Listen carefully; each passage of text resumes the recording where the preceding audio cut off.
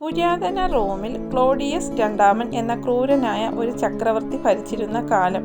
തൻ്റെ സൈനികർക്ക് കുടുംബ ബന്ധങ്ങൾ ഉണ്ടായാൽ അവർക്ക് യുദ്ധത്തിൽ ശ്രദ്ധയുണ്ടാവില്ലെന്നും വീര്യം കുറയുമെന്നും വിശ്വസിച്ച ചക്രവർത്തി യുവാക്കൾ വിവാഹം കഴിക്കുന്നത് കർശനമായി നിരോധിച്ചു. പ്രണയത്തിനു മേൽ അധികാരം കൽപ്പിക്കപ്പെട്ട ആ ഇരുണ്ട കാലത്താണ് വാലന്റൈൻ എന്ന പുരോഹിതൻ സ്നേഹത്തിന്റെ കാവൽക്കാരനായി അവതരിക്കുന്നത്.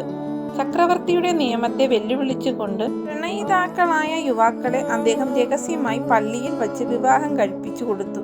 ഇരുട്ടിന്റെ മറവിൽ നടന്ന ഈ സ്നേഹ കൂട്ടായ്മകൾ അധികകാലം രഹസ്യമായിരുന്നില്ല. വിവരമറിഞ്ഞ ചക്രവർത്തി വാലന്റൈനെ തടവിലാക്കി വധശിക്ഷയ്ക്ക് വിധിച്ചു. ജയിലഴിക്കുള്ളിൽ കഴിയുമ്പോഴും വാലന്റൈന്റെ ഉള്ളിലെ സ്നേഹം വറ്റിപ്പോയില്ല. അവിടെ വച്ച് അദ്ദേഹം ജയിലറുടെ അന്ധയായ മകളുമായി സൗഹൃദത്തിലായി. അദ്ദേഹത്തിന്റെ പ്രാർത്ഥനയുടെയും കരുതലിന്റെയും ഫലമായി അവൾക്ക് കാഴ്ച ലഭിച്ചുവെന്നാണ് ഐതിഹ്യം.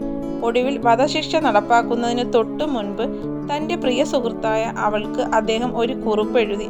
ആ കത്തിന്റെ അവസാനം അദ്ദേഹം ഇപ്രകാരം കുറിച്ചു: നിന്റെ വാലന്റൈനിൽ നിന്ന്, അതായത് ഫ്രം യുവർ വാലന്റൈൻ. ക്രിസ്തുവർഷം 270 ഫെബ്രുവരി 14 അദ്ദേഹം കൊല്ലപ്പെട്ടുവെങ്കിലും ലോകത്തിന് സ്നേഹത്തിന്റെ വലിയൊരു സന്ദേശം നൽകിയാണ് അദ്ദേഹം മടങ്ങിയത്.